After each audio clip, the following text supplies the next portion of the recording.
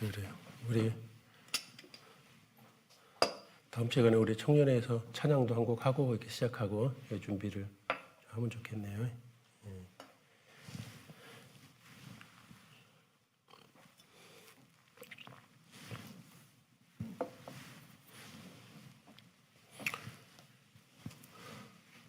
그래요. 우리 시간이 10시 6분인데 우리 같이 또 하면 좋겠습니다. 같이 기도하시겠습니다. 하나님 감사합니다. 이렇게 귀한 시간을 특별히 허락하여 주신 은혜에 감사드립니다. 기도 학교를 통해 또 우리가 꼭 배워야 될 것들을 배울 수 있도록 인도해 주시고, 평소에는 잘 배우지 못했지만 우리가 더 깊이 성경을 알고 주님을 알아가는 걸 통해서 우리가 더욱 잘하고 성숙하기를 원합니다. 하나님께서 우리 화성교회 식구들 한 분 한 분을 더 깊은 신앙으로 성장하고 잘할 수 있도록 이끌어 주시고, 또 성령께서 이 가운데 역사해 주셔서 말씀을 사모하는 우리 형제자매들 마음속에 은혜 베풀어 주시고, 주님의 놀라운 은혜와 사랑들을 더 깊이 이해하는 소중한 시간들로 가득 채워주시기를 원합니다. 모든 것 주님께 부탁드리며 예수님의 이름으로 기도드립니다. 아멘. 우리 고린도전서 13장을 찾아보겠습니다. 고린도전서 13장입니다. 고린도전서 13장 11절 말씀인데요. 고린도전서 13장 11절.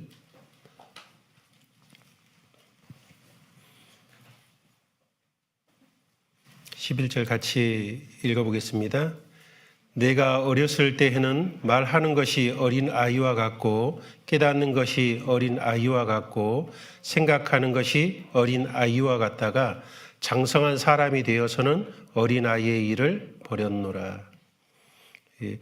어렸을 때는 말하는 것도 어린 아이와 같고 깨닫는 것도 어린 아이와 같고 생각하는 것도 어린 아이와 같다가 이제 장성하면서는 이 어린 아이를 이제 버리게 되는 거죠.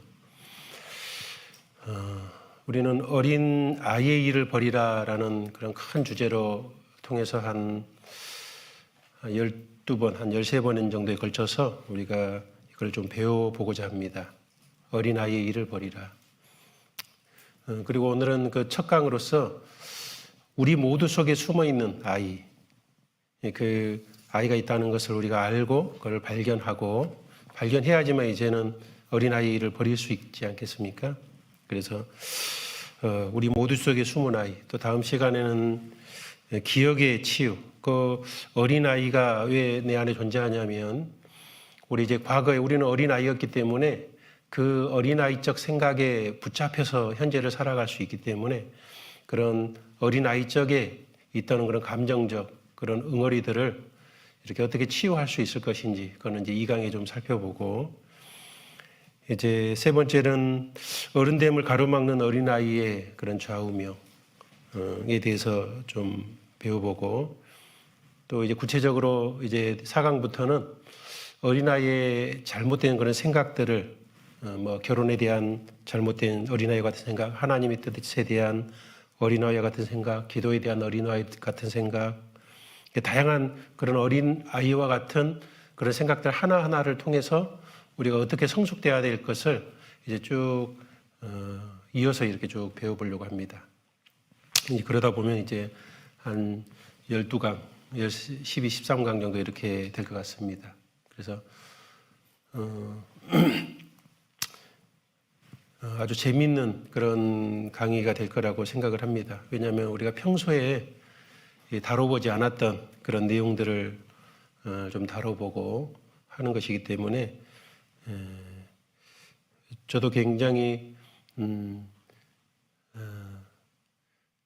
좀 새롭게 공부하고 있고, 우리 전도사님도 같이 이제 번갈아 가면서 좀 하려고 하니까 좀 새로운 것들을 좀 다뤄보려고 해서 좀 긴장도 되고, 그리고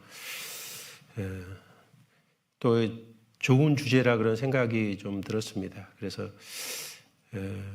재미있는 시간들이 되지 않을까 그런 생각이 좀 들어요. 여기 13장은 이제 사랑장이라 그러잖아요. 사랑장. 그런데 여기 12장 31절에 보면 너희는 더욱 큰 은사를 사모하라. 내가 또한 제일 좋은 길을 너희에게 보이리라. 더욱 큰 은사를 사모하라 그랬는데 여기 이제 12장에 보면 이제 교회 가운데 하나님께서 각 사람들에게 다양한 은사들을 나눠주시잖아요. 그리고 그 은사는 교회를 세우기 위한 목적으로 주어지는 건데 그런 다양한 은사들보다도 더욱 큰 은사가 바로 이 사랑의 은사입니다.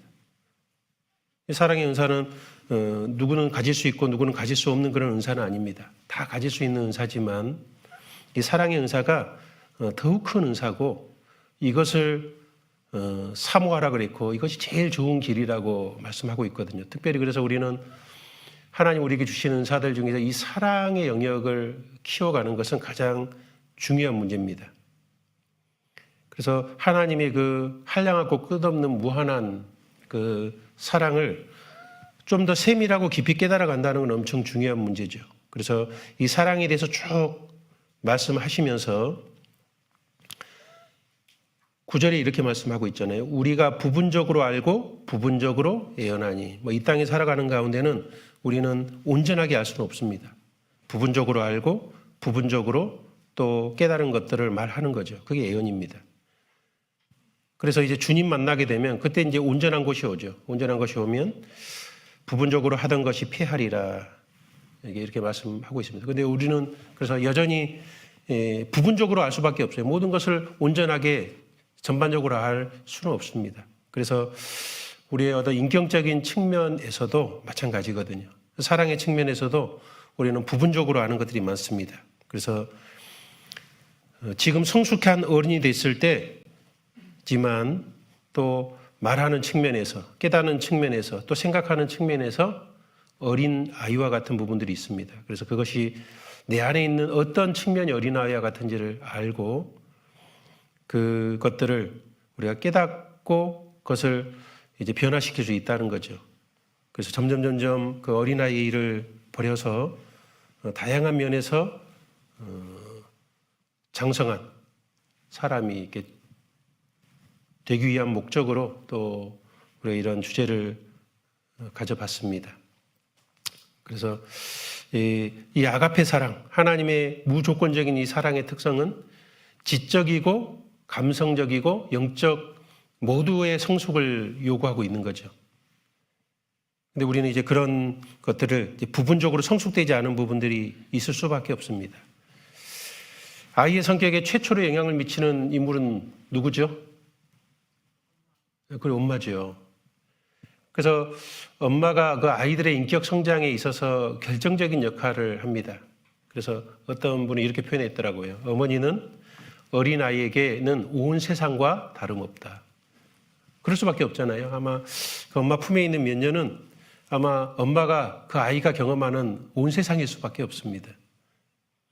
그래서 엄마와 나오는 이런 경험이 한 인간 성격에 핵이 되는 거죠. 유아기 때 그 안전한 어머니의 품을 경험하고 자란 아이는 세상은 안심할 수 있는 곳이구나 하는 것이 그의 인격의 기초가 되기 시작합니다.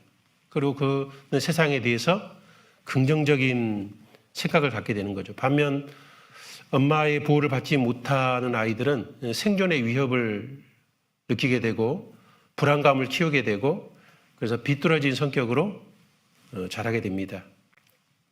그리고 보살핌을 잘 받은 아이는 낙천적인 아이가 되지만 사랑받지 못한 아이는 이제 비관적인 아이가 될 수 있습니다. 그래서 사랑받고 자란 아이는 미래를 긍정적으로 그리고 희망적으로 생각하지만 천대받고 자란 아이는 세상은 두렵고 위험한 곳이고 앞날에 대해 생각하면 이제 두려움이 몰려오는 겁니다. 그리고 사랑과의 관계 속에서도 그 두려움이 그 관계를 좌우하는 아주 깊이 숨어있는 요인이 되는 거죠. 이런 책도 있어요. 정서적, 금수저, 정서적, 흑수저. 이런 책 아세요? 그 그 책도 읽어보면 많은 것들을 이해할 수 있는데 요즘에 이제 부잣집에 태어나면 금수저라 그러고 가난한 집에 태어나면 흙수저라 그러잖아요. 그런데 그런 학벌이나 지위나 재산과는 전혀 상관없이 정말 부모의 사랑이 풍성한 가정은 정서적으로 금수저라는 거예요. 그런데 아무리 풍부하고 외적인 조건이 좋아도 그 부모의 사랑이 별로 없는 가정은 정서적으로는 흙수저라는 겁니다. 이것은 외적 조건보다도 훨씬 더 중요한 조건이라고 밝히고 있거든요. 인생은 아주 복잡합니다. 그리고 세상에 완벽한 부모는 없기 때문에 사람들이 인정과 사랑에 굶주린 어린아이를 둔 채로 이렇게 우리는 어느 순간 어른이 돼 있는 겁니다. 그렇기 때문에 외적으로만 어른이 아니라 전 인격이 이렇게 성숙해서 정말 내면이 어른다운 어른이 되는 그런 것을 우리가 좀 추구하기 위해서 이런 강의를 좀 마련했다고 생각이 듭니다. 그래서 오늘은 이제 개괄적이고 좀 전반적인 내용인데요. 우리 모두 속의 숨은 아이, 그 주제를 가지고 한번 교제해 보고자 합니다. 그래서 일단 이렇게 4개로 좀 나눠봤어요.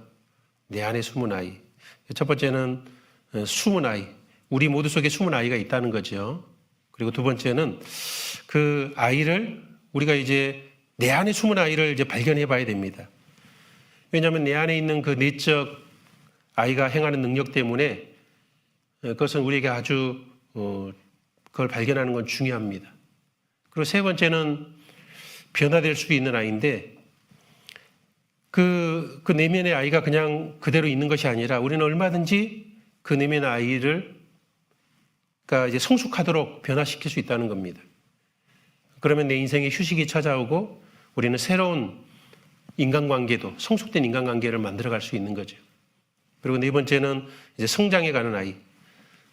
내 안을 자아 성찰하는 것과 또 무조건적인 하나님의 큰 사랑을 제대로 알아감을 통해서 그것이 우리에게 만병통치약이 되고 묘약이 되어서 우리의 삶에 그런 기적을 낳는 그런 것들까지 우리가 이 주제를 통해서 이제 점점 그렇게 되리라고 생각이 듭니다. 첫 번째는 이제 숨은 아이인데요. 우리 모두 속에 숨은 아이가 있다는 겁니다. 아마 자식을 사랑하지 않는 부모는 아무도 없을 겁니다. 그러나 그 엄마가 우울증에 빠져 있다든지 또는 변덕이 심하다든지 신경질적이다든지 사랑을 잘 받지 못하고 자란 어머니라면 그분은 아직 어머니가 되기에는 정신적으로 그런 미숙한 상태입니다. 근데 그 어머니가 그 자식을 낳아서 기르다 보면은 올바르고 적절한 사랑을 주지는 못하게 될 겁니다. 때로는 기분에 따라서 기분이 좋을 때는 좋게 대하지만 기분이 안 좋을 때는 아이를 혹독하게 대하고 자기 문제에 빠져서 괴로워할 때는 아이를 정상적으로 사랑해 줄 수가 없게 되는 거죠. 이때 아이는 두려움과 소외감을 갖게 되고 인격적인 이제 결함을 갖게 됩니다. 그리고 그런 감정적으로 해소되지 못함으로 인해서 응어리가 지게 되는 거죠. 한편으로는 부모의 사랑을 받고 싶으면서도 또 부모에 대한 두려움과 공포를 이렇게 갖게 되는 겁니다. 그래서 이런 우리 부모는 온전하지 못합니다. 그래서 우리도 그 온전한 사랑을 받지 못하기 때문에 어그러진 거죠. 그래서 그런 내적 아이가 우리를 고통스럽게 합니다. 성장하는 가운데. 그래서 정신분석에서는 이러한 장애물을 유년기의 상처 혹은 심리적 갈등 그리고 마음속의 아이 이렇게 정의합니다. 그래서 이 마음속에 이런 쓴뿌리와 같은 이런 독초 같은 것들을 결국 제거하지 않고는 이 부분은 잘할 수 없다 이렇게 생각하는 겁니다. 여기 말씀에 어린아이라고 이렇게 돼 있는데 11절에 내가 어렸을 때 말하는 것이 어린아이와 같고 깨닫는 것이 어린아이와 같고 어린아이라는 말은 헬라어에 보면 이제 어린아이라고 할 때 이제 크게 성경에 어린아이 때 2개가 나옵니다. 파이디온하고 네피오스입니다. 여기 어린아이 할 때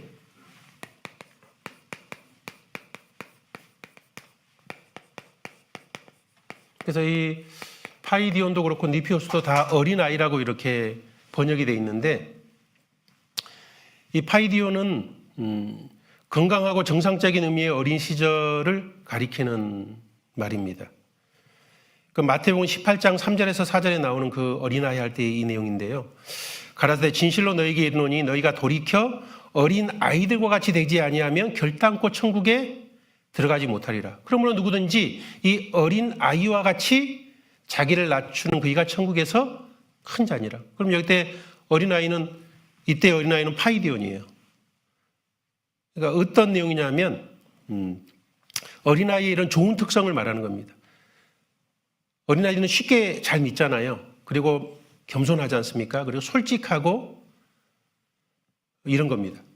어린아이의 성품은 절대 버려서는 안 되는 이 어린아이적 좋은 요소들을 말할 때는 이 파이디온이라는 단어를 쓰는 겁니다. 그런데 여기 고린도전서 13장에 나오는 이 내용은 네피오스를 썼습니다. 그러니까 이제 건강하지 못하고 비정상적인 어린 시절을 가리키는 단어입니다.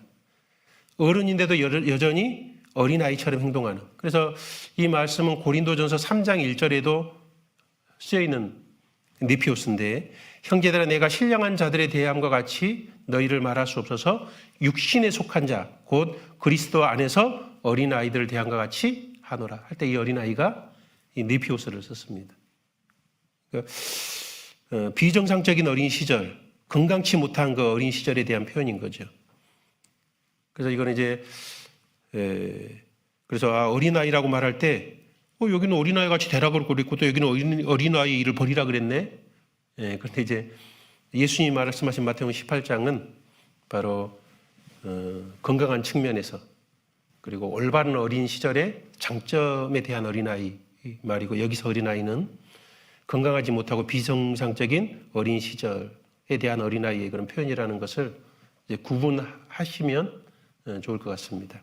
그래서 여기서 버리라 그랬는데, 이 버리라는 헬라어는 카타르게오라는 뜻입니다. 그래서 카타르게오는 내어버리다, 작동을 중지시키다, 멈추게 하다, 무능케 하다, 의미와 중요성을 제거하다, 그를 묶고 있는 것을 풀어내다라는 이런 의미를 가지고 있습니다. 그래서 이 버린다는 것은 정말 완전히 내어버리라는 뜻이고, 이런 어린아이적 특성을 작동을 완전히 중지시켜야 한다는, 멈추게 해야 된다는 뜻입니다. 이걸 무기력하게 만들어야 한다는 겁니다.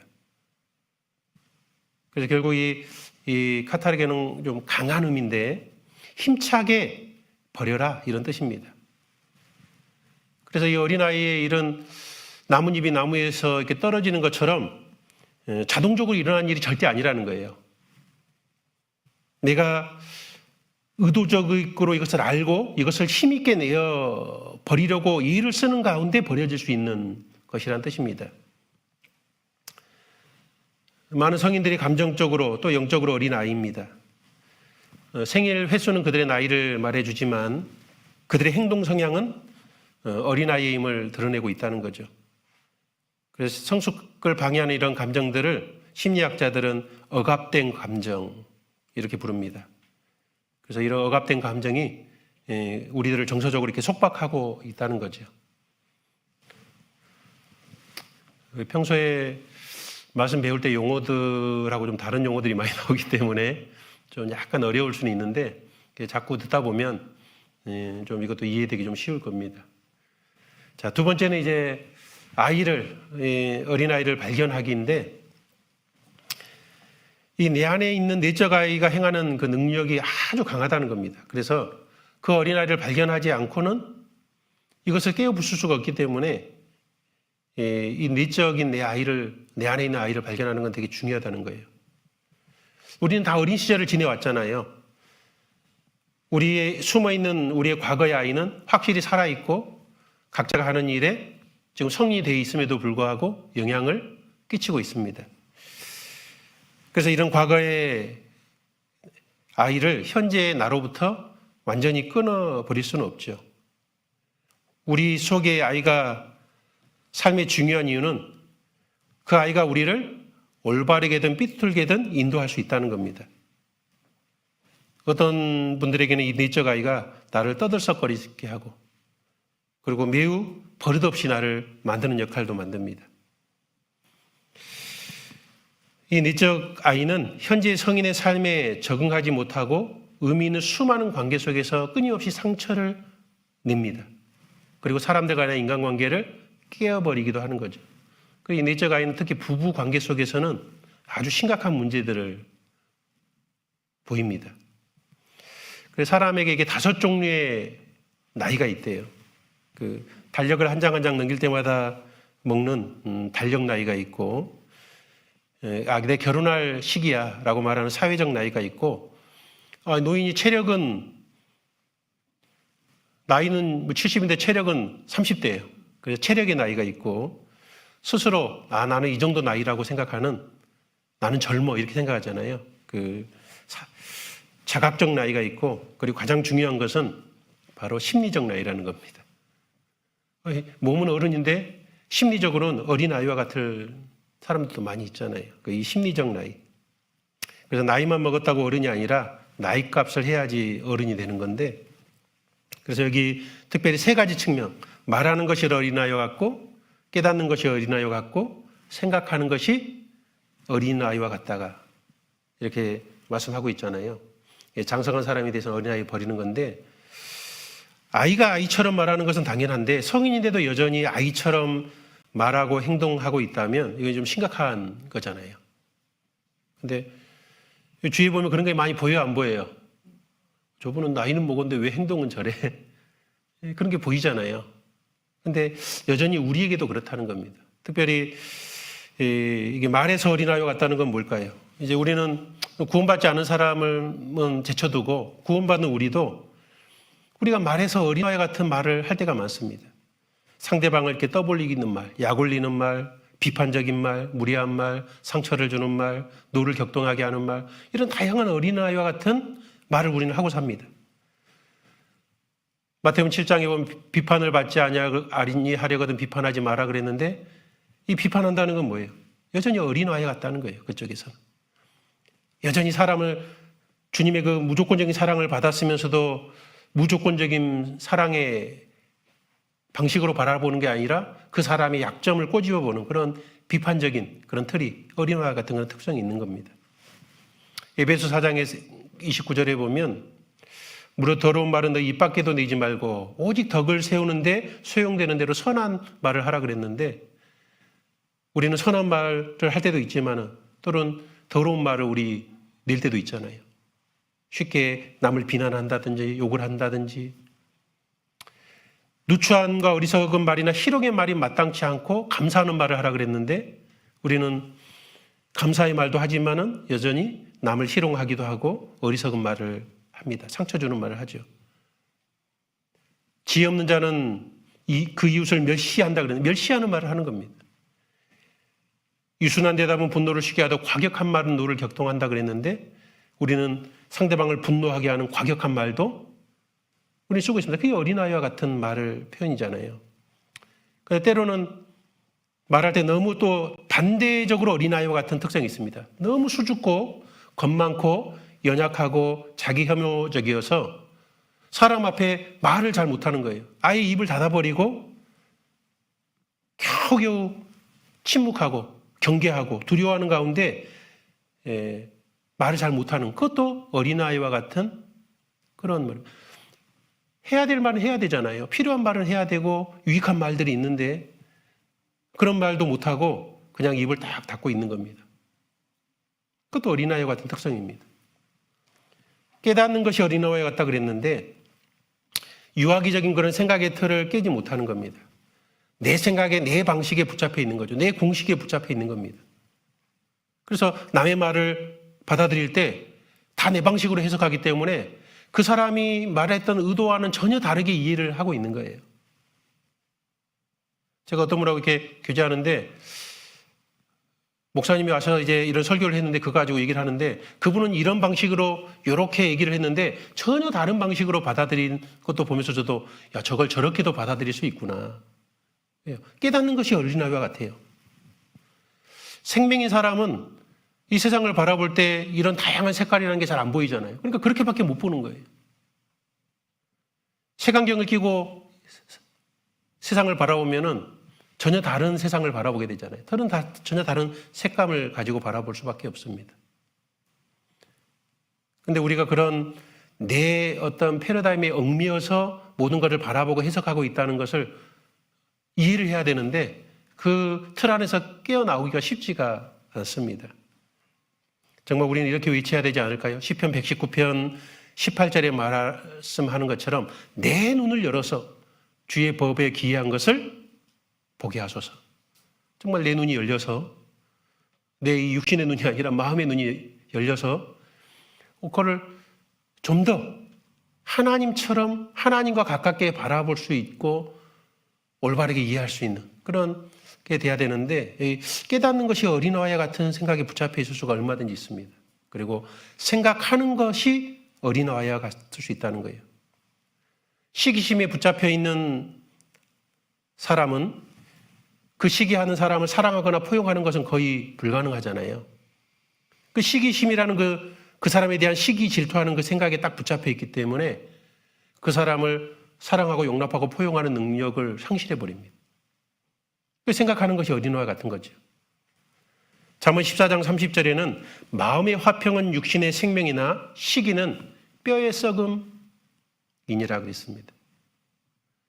화평하는 마음이 있다면 나에게 생명 같게 될 텐데 시기하는 마음이 나를 썩도록 뼈의 썩음 같이 나에게 고통을 주는 겁니다. 그런 것처럼 우리 생각이요. 교만이나 질투, 분노, 두려움 또는 비판적인 시각, 탐욕, 게으름, 여러 호색, 다양한 이런 죄된 생각에 꽉 붙잡혀 있다면 남을 올바르게 바라보고 이해하고 도울 수는 없습니다. 그래서 이런 생각, 그런 내적 아이는 내가 정말 되고자 하는 그런 사람이 되는 것을 방해합니다. 그래서 로마서 8장 5절에는 육신을 쫓는 자는 육신의 일을, 영을 쫓는 자는 영의 일을 생각하나니 육신의 생각은 사망이에요. 영의 생각은 생명과 평안이니라. 그 육신의 생각에 우리는 얼마든지 매여 있을 수 있다는 겁니다. 구원받고 신앙 안에 있어도. 결국 이 내적 아이가 행사하는 이 능력 때문에 우리 안에 존재하는 이 내적 아이를 안다는 것은 절대적으로 중요한 겁니다. 그리고 그 실체를 알아야지만 말씀에 복종시킬 수 있는 거죠. 내 안에 있는 내적 아이, 이게 나의 육신의 생각에 그 아이가 붙잡혀 있구나. 이걸 깨달았고 나서야 그걸 버릴 생각을 하게 되잖아요. 그래서 우리의 싸우는 병기는 육체에 속한 것이 아니다 그랬지 않습니까? 그래서 이런 나의 잘못된 모든 이론을 파하고 그리스도 앞에 높아진 모든 생각을 사로잡아서 그리스도에게 복종케 하지 않는다면 이 어린아이의 이것을 버릴 수는 없다는 겁니다.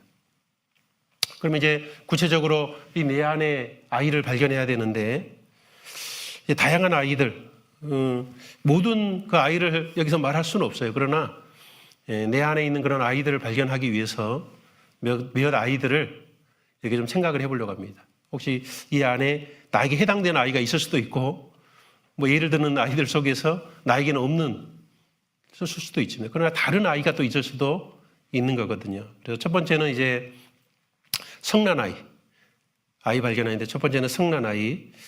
그 캐나다 정신과 다발로 박사는 이런 말을 했습니다. 인간의 문제는 결국 분노와 이에 따르는 죄책감 때문에 생기는 것이다. 그래서 이 사람은 인간의 모든 문제를 이 분노에 대한 문제, 이 분노에 따르는 죄책감에 연관이 있다고 생각을 했던 거예요. 정말 우리 삶에 보면 요즘에는 이제 가장 큰 우리 아이들의 문제가 분노 조절 장애잖아요. 그러니까 그만큼 분노가 많다는 거예요. 안으로 폭발하는 분노는 그 사람에게 우울증을 일으킵니다. 나는 나쁜 놈이야. 내가 못나서 이런 대우를 받는다. 나는 이렇게 무시당해도 싼 놈이다. 이렇게 자기 비하저를 하게 된다는 거예요. 분노를 안으로 폭발하면. 또 분노를 밖으로 폭발할 때는 엉뚱한 사람에게 이제 분노를 터뜨리기도 하죠. 그래서 그 분노의 대상이 주로 가족이 되기 쉽고 또 평소에 이렇게 만만한 대상이 분노 폭발의 그 대상이 되는 경우가 많습니다. 그래서 이 내적 분노가 클수록 두려움도 큽니다. 그래서 마음속으로 스스로를 이렇게 공격하는 아이들은 이들을 편집증으로 만들기도 쉽대요. 독재자 중에도 편집증이 많고, 그리고 이런 분노가 많은 아이는 살아남기 위해서 철저하게 자기를 준비하고 자기 힘을 기르는 특성이 됩니다. 그런데 이런 내적으로 분노를 폭발하는 이런 사람들을 그 사망과 이 분노에 대해서 연구를 해봤더니 50대 이상이 됐을 때는요, 죽을 확률이 5배에서 7배 정도 많대요. 그러니까 이게 분노가 많은 사람들은 스스로 자기를 죽이고 있는 겁니다. 심장병 질환도 한 5배가 많다 그러니까. 근데 이 분노의 심리를 자세히 들여다보면 아주 흥미로운 현상이 있는데, 자기가 작게 느껴지는 거예요. 그렇기 때문에 이제 분노가 심한 겁니다. 나는 작다는 것은 반대로 상대방은 굉장히 커 보이는 거죠. 그러니까 분노의 그 기저에는 무시당한다는 느낌, 열등감이라는 것이 딱 붙잡혀서 이 성난 아이가 되는 경우가 많답니다. 그래서 분노의 해결책은 내가 큰 사람이, 내가 소중하고 중요한 사람이라는 것을 아는 거죠. 그러니까 내적인 자존감이 이렇게 커져야지만 이런 성난 아이를 극복하기 쉽게 돼 있습니다. 그리고 두 번째는 이제 질투하는 아이인데, 이 질투하는 아이는 동료들에 대한 경쟁심이 유난히 심하고 사소한 일에도 투쟁적이고 대인 관계에서 그래서 고립되기가 아주 쉽답니다. 윗사람에게는 잘 보이려고 아첨하고, 근데 이제 윗사람이 잘 보고 옆사람에게는 자꾸 질투를 해서 하니까는 동료들에게는 왕따 당하기 쉬운 그런 특성을 가지고 있습니다. 그래서 이 대표적으로 질투했던 성경의 인물을 찾아보면 가인이 있잖아요. 아벨이 제사가 연락되는 걸 보고 질투가 나서 질투가 더 커져서 미워하게 됐고 결국은 죽이기까지 하는 그런 문제가 생깁니다. 왜 이런 질투하는 아이가 되냐면, 어렸을 적에 부모의 사랑을 쟁취하기 위해 형제 자매 간에 경쟁이 심해서 생기는 경우래요. 그래서 이 시기한 아이는 다른 형제보다 부모로부터 더 많은 사랑과 인정을 받고 싶은데 못 가져서 생기는 됩니다. 그래서 비교 의식 때문에 생겨났고, 근데 부모가 맨날 자식 교육하면서 자꾸 비교시키면 어떻게 해요? 야, 옆집 아이는 이렇게 잘하는데 너는 왜 그 모양이냐? 이렇게 자꾸 비교하면 어떻겠어요? 이 질투하는 아이가 될 가능성이 아주 높아지는 거죠. 그래서 남보다 내가 더 높아지고 더 많이 가지고 싶은 그런 욕심이 지배되면서 이런 질투하는 아이가 되는 겁니다. 그리고 이제 세 번째는 의존적인 아이인데, 엄마가 잘 돌봐주지 못했을 때, 아이가 계속 울어도 젖을 주지 않거나 아이가 귀찮다고 한동안 방치할 때, 이 아이는 두려움 많은 아이가 됩니다. 그래서 세상이 무서워가지고 엄마를 떠날 수가 없게 되는 거죠. 그래서 엄마에 강하게 의존하게 되는 겁니다. 이런 의존적인 아이는 요구는 많고 책임질 줄은 모르는 나이가 들면, 그래서 정신 분석적 용어를 빌린다면 이런 의존적 아이는 이제 쾌락 원칙을 따라 사는 방식으로 삶의 패턴이 이렇게 형성이 된대요. 그러니까 쾌락 욕구를 참지 못합니다. 그래서 이런 의존적 아이가 잘 빠지는 게 마약 중독, 알코올, 도박, 성 중독 이런 것에 잘 빠질 수밖에 없답니다. 그래서 내가 이런 쾌락에 굉장히 약하다 그러면 내가 의존적인 아이가 있을 가능성도 꽤 있다는 거죠. 그리고 네 번째는 열등감에 사로잡힌 아이입니다. 열등감은 이상적 자기와 현실적 자기 사이에 차이가 느낄 때 생깁니다. 자기는 키가 180cm는 돼야 된다고 생각하는데 키가 170cm면 자기가 막 부끄럽게 생각이 드는 거예요. 자기가 대졸이 돼야 된다고 생각하는데 자기가 고졸이면 그게 부끄럽게 생각이 되는 겁니다. 그래서 대졸 앞에서는 괜히 의기소침해지는 겁니다. 이런 건 이제 자기 자신에 대해서 가혹적인, 처벌적인 초자 때문에 생기는 거예요. 이 초자가 뭐냐면 인격 기능 중에서 자기 감독 기능을 맡은 부분인데, 자기를 감시하고 자기를 비판하고 하는 것 또는 이 양심 그런 것들이 굉장히 기준이 높은 거예요. 그래서 이런 처벌적인 초자를 가지면 열등감이 이제 심해지는 겁니다. 자기를 기준을 높여놓고 그거보다 못할 때 자기가 못하다고 자꾸 자기를 생각하는 겁니다. 그래서 이런 사람은 타인은 유능해 보이고 자기는 무능해 보이고 그래서 열등감에 사로잡히는 거죠. 그래서 나는 부족해. 나는 그래서 문제가 많은 사람이에요. 그래서 자신감도 없고 우울해지는 겁니다. 이렇게 평가 기준이 외적이기 때문에 문제입니다.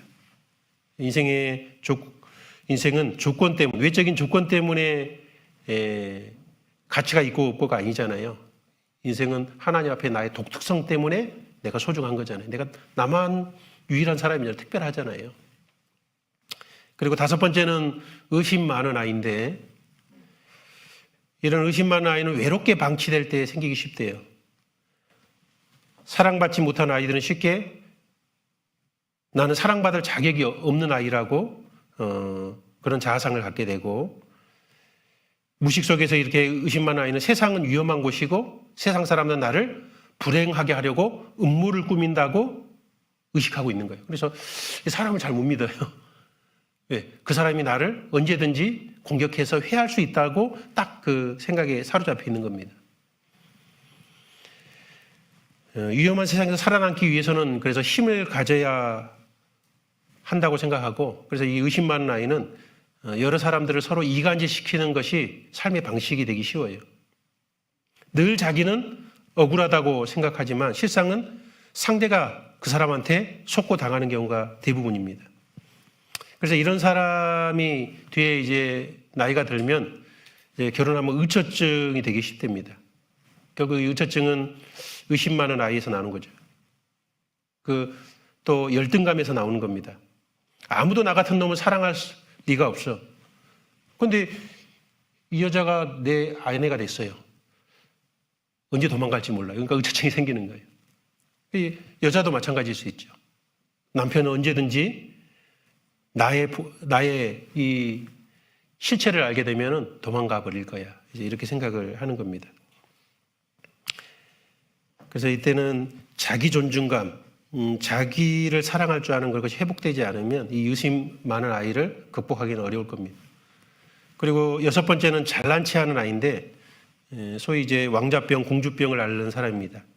병적으로 이제 이 반대로 이 사람은 이제 병적인 자기애를 가지고 있는 거예요. 자기를 너무 사랑해요.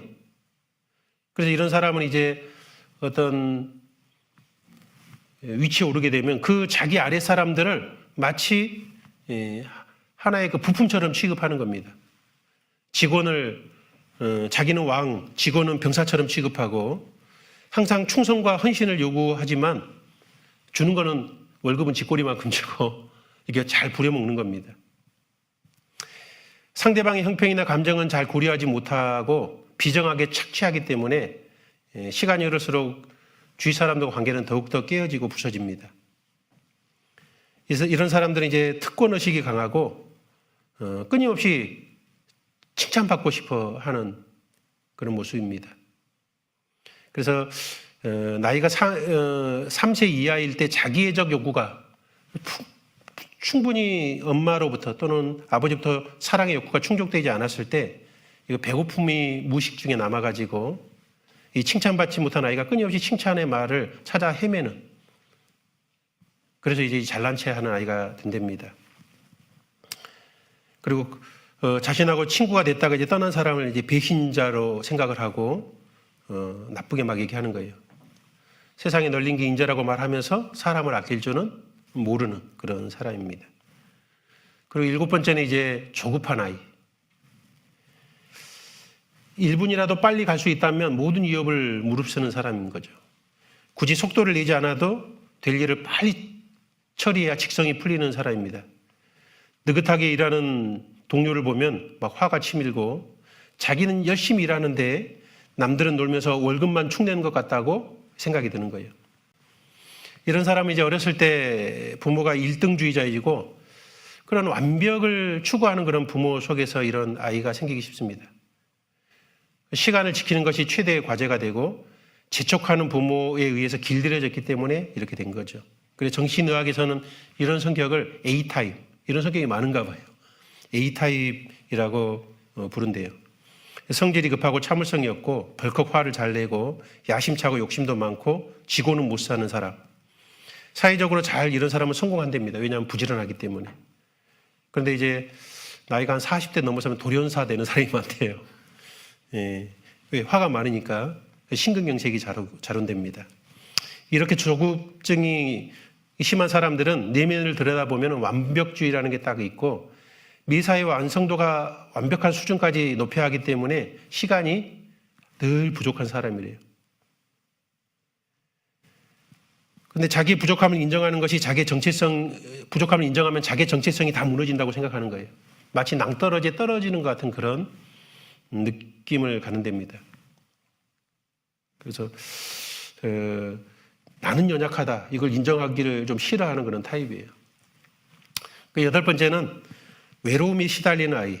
이런 아이가 이제 우울증에 걸리기 쉬운데 세상 모든 일이 귀찮고 싫고 외롭고 슬프고 잠이 잘 안 오고 식욕도 별로 없대요. 알 수 없는 슬픔이 몰려와 하염없이 눈물이 나고 이런 외로움에 시달리는 그런 아이는 이런 사람은 병도 잘 걸리고 회복도 좀 잘 안 됩니다. 그래서 이런 분들은 특별히 이제 다정한 따뜻하게 자기를 사랑해 주는 그런 이웃을 만들어야 됩니다. 그래서 좀 우울증이 좀 있다든지 또 쓸쓸한 이런 거 왜냐하면 이제 부모로부터 또 방치되는 가운데 이런 좀 많은 시간 방치될 때 이런 사람이 또 생기기 쉽습니다. 9번째는 이제 두 얼굴을 가진 아이. 별아이가 다 있죠.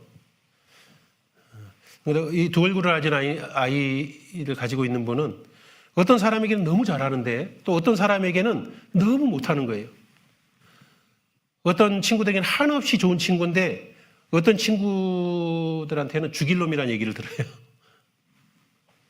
그래서 이 둘이 얘기하는데 둘의 의견이 너무 달라요. 한쪽 의견하고 다른 쪽 의견하고.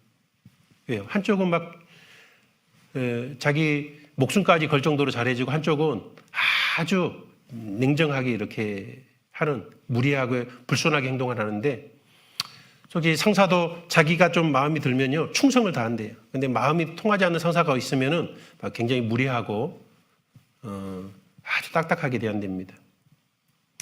왜 이런 아이가 생겼냐 하면 부모가 예뻐할 때는 굉장히 예뻐하지만 말을 안 들 때는 아주 혹독하게 벌을 내리는 좋을 때와 나쁠 때가 너무 큰 차이가 있는 부모 밑에서 이런 두 얼굴을 가진 아이가 생겨난답니다. 좋은 엄마와 나쁜 엄마의 차이가 너무 심해서 그것을 하나로 통합시킬 수 없을 때 이제 이런 성향의 아이가 생기는 겁니다.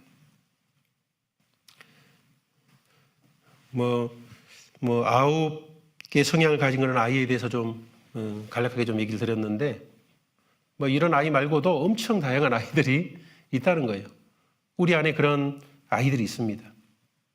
근데 이제 대부분 이런 아이적 성향을 왜 벗지 못하냐 하면 내가 그렇게 있다는 것을 발견도 못할 뿐만 아니라 어떤 문제가 생기고 상대방과 어떤 관계 속에서 어려움이 생기면은 다 상대방 탓이에요. 우리가 성숙되고 변화될 수 없는 가장 큰 이유 중에 하나가 어떤 문제를 어떤 관계적인 문제나 상황적 모든 문제를 남의 탓으로 다 돌리고 있는 겁니다. 저 사람 탓, 저분 탓, 이 분위기 탓, 상황 탓, 환경 탓. 나는 잘못 하나도 없어. 그리고 현재 행위를 과거로 이렇게 전가시키는 겁니다. 내가 과거에 일을 했더라면 나는 지금 잘했을 거야. 과거에 이랬기 때문에 나는 이럴 수밖에 없어라고 과거 탓을 하는 거죠. 그 사람은 이제 성장할 수가 없습니다. 이렇게 얘기하는 거예요. 나의 부모 그리고 형제들, 내 주위의 환경 또는 선생님 그리고 그 사건들이 지금의 나를 만들었습니다. 만일 그때 이러이러했다면 지금 나는 괜찮을 수 있을 텐데 과거 그것이 문제입니다. 그렇게 과거 탓하고 환경 탓하고 사람 탓하고 나는 탓 안 하는 거예요. 그 성경에 보면 말씀해 보면은 3년 반 동안 비가 오지 않았잖아요. 근데 이제 드디어 이제 엘리야가 이 문제를 해결하려고 아합 왕을 만났는데 아합이 뭐라 그래요? 비가 안 온 이유가 누구 탓이에요? 엘리야. 네 때문에 지금 비가 안 와가지고 이렇게 우리가 죽을 지경 됐다고 막 비난을 하잖아요. 근데 실제 누구 탓이었어요? 아합의 범죄 때문에 그런 거 있잖아요. 하나님께서 그 아합을 다루고 고쳐주고 싶어가지고 그렇게 했는데 자기 탓인지 모르고 그 엘리야 탓으로 다 돌리는 겁니다. 우리는 책임 전가적인 말을 줄이고 내 삶을 지배하고 있는 이런 어린 아이와 같은 특성 때문에 이런 관계적인 여러 가지 어려움의 고통이 있다는 것을 알 필요가 있습니다. 결국은 나에게 더 책임이 있다는 것을 알 필요가 있는 거죠. 그래서 내가 어떤 부분에서 변화돼야 될지, 또는 관계에서 어려움이 있다면 내가 어떤 사람에게 용서받아야 될 부분도 있고 내가 또 용서돼야 될 부분도 있는 거죠. 더 나아가서는 이런 부분 내가 치유돼야 되는 거구나, 그걸 자각할 필요가 있습니다.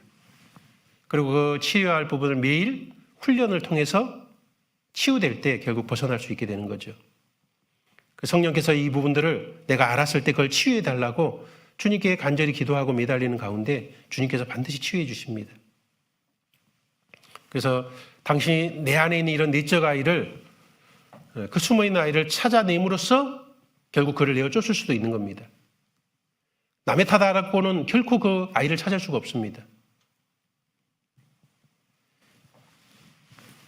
그렇지 않으면 이 내적 아이가 내 인생을 끊임없이 무력하게 만들고 정말 신앙적이지 못하게 만듭니다. 신앙이 성장할 수 없도록 만드는 거죠. 그러나 이런 어린아이를 발견하고 이거를 해결해 갈 수만 있다면 우리는 성숙하게 될 수 있고 열매 맺는 삶, 또 완전에 가까워지는 성숙하는 삶으로 자라게 되는 겁니다. 자, 그래서 이 두 번째 내용은요, 숙제예요, 숙제. 우리 다음 시간에 내 내적 아이를 이렇게 나의 안에 있는 내적 아이가 누굴까 이렇게 좀 묵상해가지고 이렇게 좀 쏘면 돼요. 내적 아이 1명 발견할 수도 있고, 좀 많은 분은 5명 발견할 수도 있고, 더 많은 사람은 10명도 될 수 있죠. 더 많을 수도 있습니다. 이런 나의 내적 아기를 발견하는 것 자체만으로도 벌써 우리가 이 주제를 가지고 하는 것에 큰 도움을 얻을 수 있게 되어 있습니다. 그리고 이제 발견하는 것으로 안타깝다가 아니고 실제로 이제 세 번째는 이제 변화될 수 있는 아이라는 거죠. 그죠?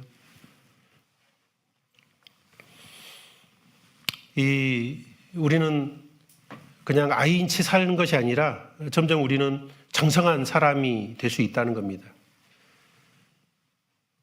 과거의 내적 아이는 가정이나 편한 사람들과 관계에서 그 모습을 쉽게 잘 이렇게 드러내게 됩니다. 성숙한 삶에서 가장 힘든 부분이 가까운 동료들, 그리고 애인 관계, 직장 동료, 특히 가족 관계에서 이 내적 아이가 잘 드러나는 겁니다. 그래서 그러니까 좀 거리가 있는 사이에서는 잘 안 드러나요. 가까운 관계 속에서는 이 내적 아이가 그 상황을 점령하려고 합니다.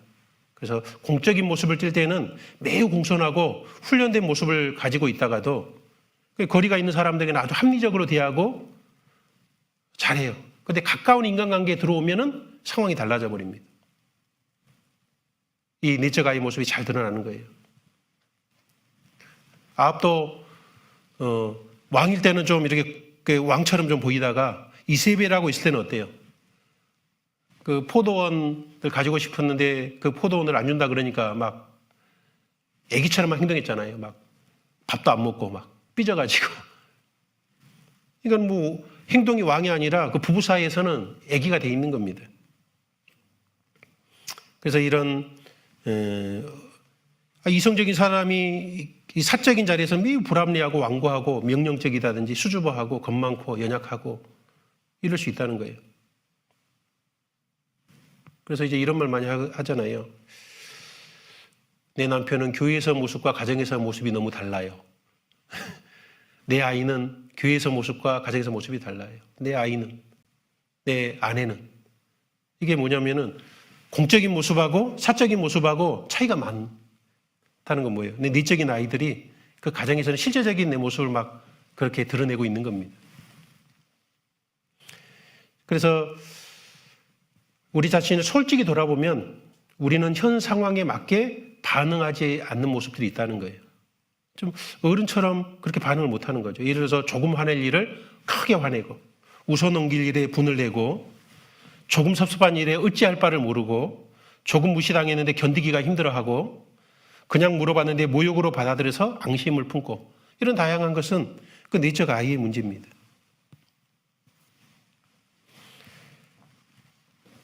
만일 나의 행동이 어떤 그 사건과 내용에 비해 과하게 표현됐다면 내 감정들이 내 안에 내적 아이가 활동하고 있다라고 의심해 보는 것이 좋을 겁니다. 그래서 이렇게도 표현했더라고요. 문제는 결혼할 때 두 사람이 결혼한 것이 아니고 네 사람이 결혼한 것이다. 이렇게 표현을 했더라고요. 무슨 내용인지 아시겠어요? 결혼 남자 여자 둘이 했잖아요. 근데 성인 남편, 아이 남편, 성인 아내, 아이 아내가 이렇게 4명이 같이 살고 있는 거래요. 그래서 이런 부분을 이제 재정적인 부분, 애정적인 부분, 성적인 부분, 아이를 교육하는 부분에서 이 4명의 사람이 왁자지껄 부딪히는 곳이 바로 부부관계다. 좀 그런 것 같죠? 공감을 잘 못하는 것 같아요, 눈이. 그래서 이게 한 예를 들어보겠습니다. 한 남자가요, 이렇게 얘기했어요. 제가 종일 연습했던 달콤하고 부드럽고 사랑스럽던 모든 말들은 아내를 보면 목에 걸리고 맙니다. 문에 들어서기만 하면 저는 잔소리하는 어머니 앞에서 무서워 떠는 조그마한 아이가 되고 맙니다. 아내에게 종일 보고 싶었다는 얘기 대신에 아무것도 아닌 일로 야단치고 아내를 가슴 아프게 합니다. 막 생각을 하고 오는데도 직접 딱 보고 나면은 아기가 발동을 하는 거예요.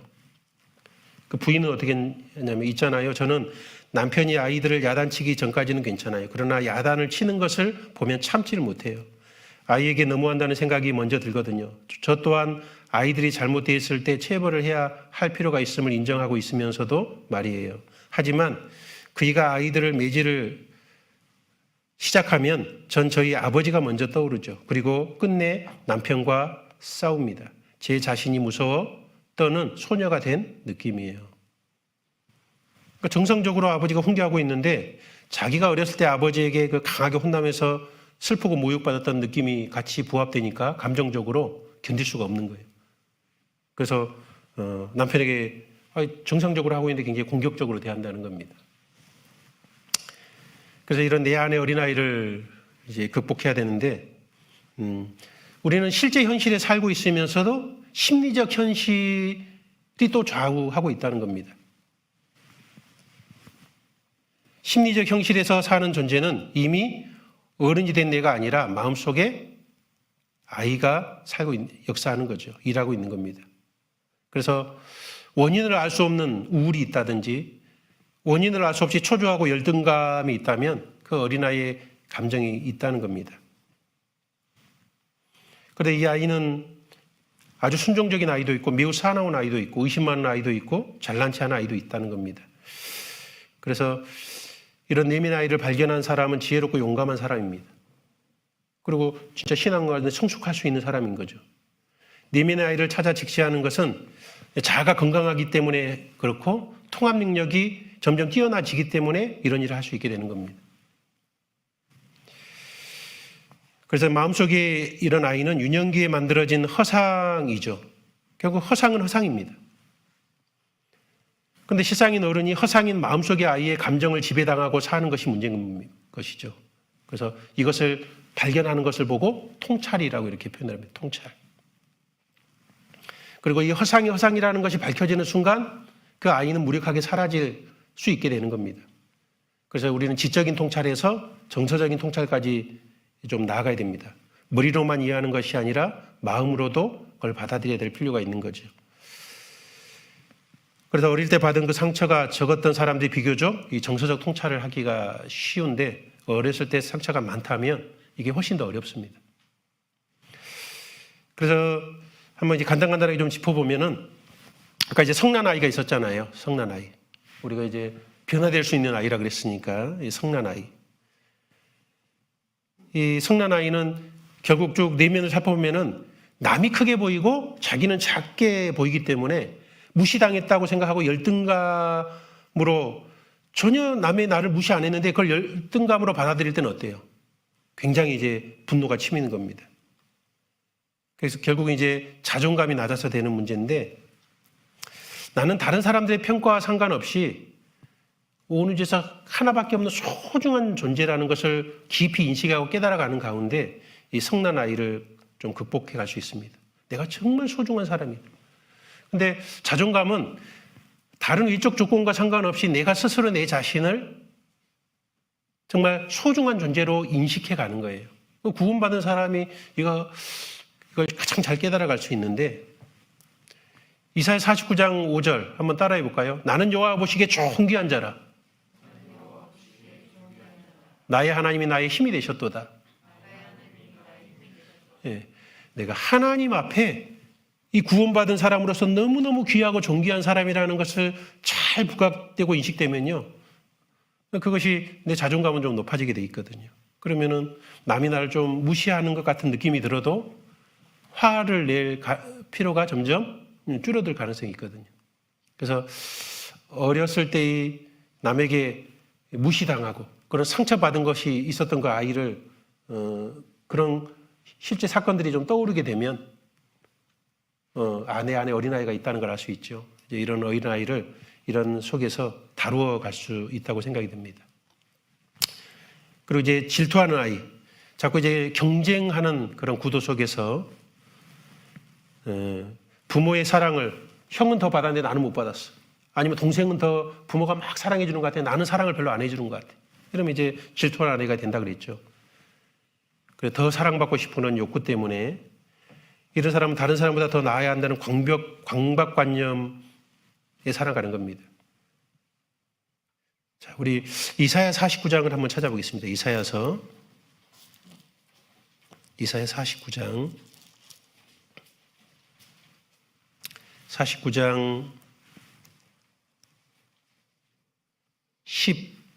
15절 보시면요. 15절, 16절 우리 같이 읽겠습니다.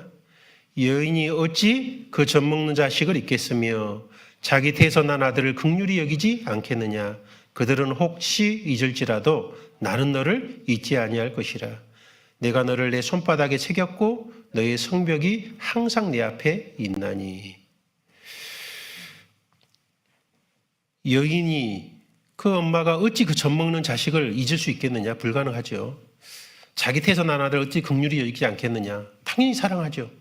그런데 부모는 혹시 잊을지라도 하나님이신 내 부모이신 내 아버지는 나를 전혀 잊지 않는다 그랬습니다. 주님이 나를 너무너무 사랑해주고 계시는 거예요. 그 엄청난 주님의 사랑을 더 깊이 인식해 갈 때 나의 안에 있는 질투하는 아이를 이겨나갈 수 있게 될 겁니다. 내가 너를 내 손바닥에 새겼고, 그러니까 우리 이게 손바닥 보면 손금 보이잖아요. 손금처럼 하나님의 손바닥 안에 나를 새겨 놓았다는 겁니다. 그러니까 항상 나를 얼마나 가까이 대하시고 나를 사랑하는지. 친부모는 나를 별로 사랑 많이 못했었어도요. 영원한 부모이신 하나님은 나를 온전히 사랑하고 있다는 것을 깨달아가고 더 깊이 이해해가면 이런 질투하는 아이를 극복해갈 수 있을 거라 생각이 듭니다. 그리고 세 번째 그 의존적 아이에 대해 생각해 봤는데 엄마가 아기를 잘 돌봐주지 못했을 때 적절한 그런 것을 잘 못 받을 때 세상이 무서워서 보통 이제 부모의 사랑을 잘 받는 아이들은 엄마가 잠깐 자리를 비워도요 잘 놉니다. 그런데 엄마가 잠깐만 자리를 비웠다면 계속 울고 어떤 게 집중하지 못하는 아이들이 있잖아요. 그러니까 엄마가 충분한 사랑을 못 해주면 의존적 아이가 될 가능성이 있는데 어떤 것에 의존해서 자기 욕구를 채울 수 없음을 알 때 의존도가 훨씬 더 줄어들게 됩니다. 그래서 하나님만 의지하는 신앙으로 좀 자라갈 때 이제 의존성을 좀 이렇게 탈피해 갈 수 있는데 이런 의존적 아이에게는 성향이 있으면은 우리 이사야 41장을 찾아보겠습니다. 이런 말씀을 좀 암송해 보면 훨씬 더 큰 도움이 될 수 있다고 생각이 드는데요. 이사야 41장 10절 우리 같이 읽어보겠습니다. 두려워 말라 내가 너와 함께함이니라. 놀라지 말라 나는 내 하나님이 됨이니라. 내가 너를 굳세게 하리라. 참으로 너를 도와주리라. 참으로 나의 의로운 오른손으로 너를 붙들리라. 하나님께서 정말 나를 굳세게 하고 정말로 나를 도와주고 있다는 것을 더 이렇게 확신하면 주님을 의지할 수 있을 겁니다. 그래서 이러면은 이런 다른 쾌락이나 다른 여러 가지에 의해서 의존해서 자기를 이런 문제를 회복해 보려는 게 아니라 하나님께 의지해서 얼마든지 회복할 수 있을 거라고 생각이 듭니다. 그리고 네 번째는 이제 열등감에 사로잡힌 아이인데, 열등감은 이상적 자기와 현실적 자기의 차이 때문에 생긴다 그랬잖아요. 근데 이런 인생이라는 것은 조건 때문이 아니고 인간의 개별성 때문에 감나가는 거라 그랬잖아요. 그래서 성공은 내면에서 내가 내면을 어떻게 귀하게 여기냐에 따라서 그게 성공인 거지 외적 조건이 성공이 아니라는 거예요.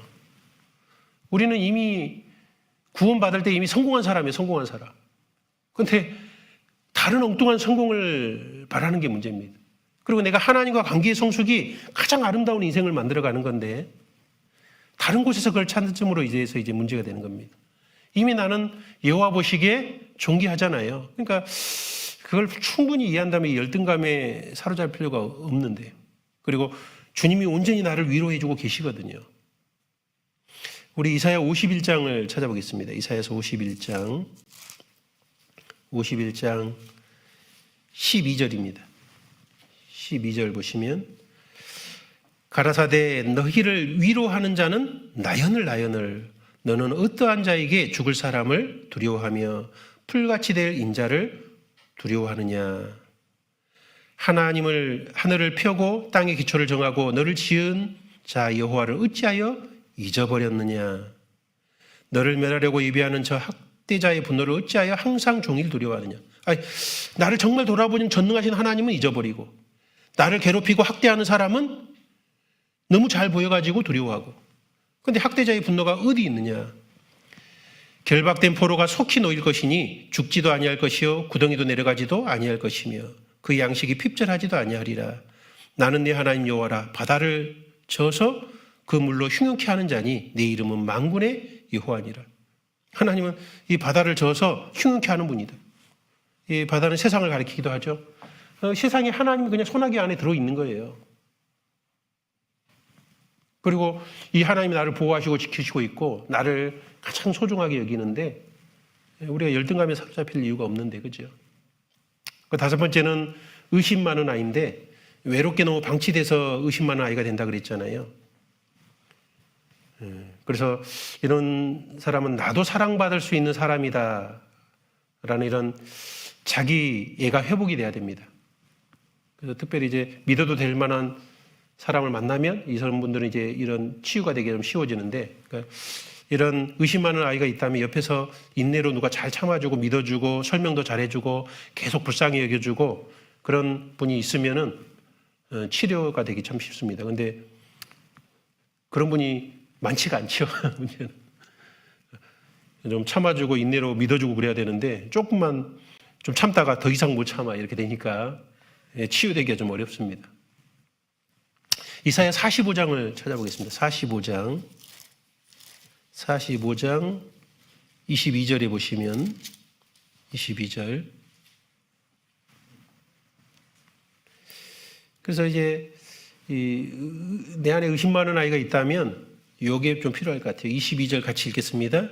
땅 끝의 모든 백성아 나를 앙망하라. 그리하면 구원을 얻으리라. 나는 하나님이라 다른 이가 없습니다.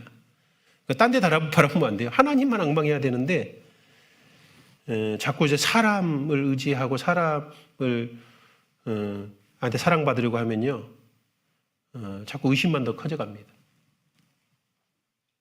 그래서 하나님으로부터 온전한 만족을 얻으려고 노력하는 가운데 치유되기가 더 쉬울 거고, 또 물론 하나님이 신앙이 어릴 때는 하나님의 직접 사랑받는 게 너무 어렵습니다. 그래서 특별히 좀 따뜻한 사람들 주위에 좀 많이 포진이 돼야지만 이런 문제가 좀 치유되기 좀 쉬울 수 있습니다. 여섯 번째는 이제 잘난 체하는 아이인데, 소위 왕자병, 공주병을 앓고 있는 분이라 그랬잖아요. 병적으로 자기 사랑을 보여주는 그런 특성. 근데 이런 분들은 행복이 높은 데 있는 것이 아니고 서로의 가치를 인정해 주는 데 있다는 걸 깨달아야 돼요. 높은 데 올라가야 되는 것이 아니고 서로를 인정해 주는 것은 평지에 있다는 것을 깨달을 필요가 있습니다. 잘난 체하지 않아도 자기는 이미 값지고 소중한 사람이라는 것을 이해할 필요가 있어요. 근데 사람으로부터 인정받으려고 할 때 이 문제는 치유되기가 너무 어렵습니다. 그리고 남을 소중하게 여기고 남의 가치도 인정해 주는 가운데 좀 치유될 수 있죠. 이게 좀 이런 어려움을 가지고 있는 분들도 의외로 많이 있어요. 그리고 일곱 번째는 조급한 아이인데, 그 완벽을 추구하는 부모 밑에서 이런 조급한 아이가 생기기 쉽다 그랬잖아요. 막 시간 막 철저히 재고 막 초재고 막 지금 시간 지났는데 몇 초 지났는데 왜 일 안 하냐고 막 그렇게 하면 이제 그렇게 항상 쫓기듯이 살아오고 훈련받았던 아이가 이제 조급한 아이가 되기 쉬운데요. 우리는 잘하는 것도 있지만 못하는 것도 있는 연약한 인간이라는 걸 깨닫는 게 좀 필요합니다. 부모님이 그렇게 교육을 안 했어요. 그런데 우리는 잘못을 얼마든지 할 수 있지만 그 잘못을 통해서, 실패를 통해서 배우는 존재라는 걸 좀 인식할 필요가 있고, 잘못을 딛고 일어나 전진하며 사는 것이 인간이라는 것을 깨닫는 게 좀 필요합니다. 그래서 내가 연약하다는 것을 실제로 좀 인정할 줄 알아야지만 반대로 이 조급한 아이에서 좀 탈피할 수 있는데, 그래서 시편의 기자가 이런 기도를 했잖아요. 우리 다윗의 기도를 볼까요? 시편 39편을 찾아보겠습니다. 시편 39편 39편. 우리는 너무 온전하고 완벽하지 못한 존재입니다. 근데 그걸 먼저 인정하는 게 필요해요. 그래서 그걸 못하고 있다고 해서 나는 잘못된 존재도 아니고 불행한 존재도 절대 아니거든요. 다윗은 이렇게 기도했습니다. 그 39장 4절에 보면, 39편 4절에 여호와여 나의 종말과 연한이 어떠함을 알게 하사 나로 나의 연약함을 알게 하소서. 내가 얼마나 연약한 존재인지를 알게 해달라 그랬죠. 주께서 나의 날을 손놀림만큼 되게 하심에 나의 일생이 주의 앞에 없는 것 같사오니 사람마다 그 든든히 선 때도 진실로 호사뿐이니이다. 진실로 각 사람은 그림자같이 다니고 헛된 일에 분유하며 재물을 쌓으나 누가 취할는지 알지 못하나이다. 주여 내가 무엇을 바라리요? 나의 소망은 주께 있나이다. 하나님, 내가 정말 연약한 존재임을 알게 해주십시오. 그걸 깊이 깨닫는 만큼 나의 소망은 주께 있나이다. 주님 의지하는 것 외에는 다른 방법이 없다는, 내가 열심히 하고 잘나고 능력 있게 해야지만 되는 것이 아니고 내가 충분히 연약한 자임을 이해하고 주님께 이렇게 기대는 거죠. 그것이 이제 조급한 아이를 탈피하는 방법일 수 있습니다. 그리고 여덟 번째, 그 외로움에 시달리는 아이라 그랬는데, 이 외로움에 시달리는 사람은 다정한 이웃을 만나는 게 또 되게 중요한 문제인데요. 그래서 외로움이 벗어나기 위해서는 자신에게 집중된 마음과 눈을 주변으로 돌리는, 반대로 주변으로 돌리는 그런 지혜가 좀 필요합니다. 그리고 따뜻한 말 한마디, 미소가 그 외로움의 감옥에서 벗어나는 첫걸음이 될 수 있어요. 그러니까 나에게 집중될 게 아니라 다른 분에게 내가 적극적으로 더 사랑을 표현하는 걸 통해서 외로움을 극복하게 하기 쉽다는 거예요.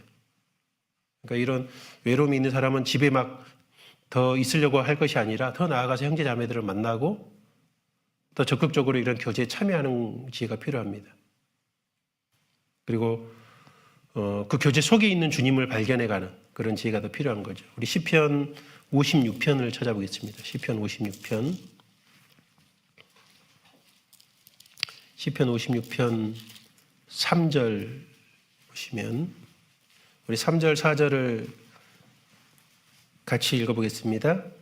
내가 두려워하는 날에는 주를 의지하리이다. 내가 하나님을 의지하고 그 말씀을 찬송하올지라. 내가 하나님을 의지하였은즉 두려워 아니하리니 혈육 있는 사람이 내게 어찌하리이까. 내가 하나님을 의지하리이다. 하나님을 의지하고 그 말씀을 찬송하겠습니다. 내가 하나님을 의지하였은즉 두려워 아니하겠습니다.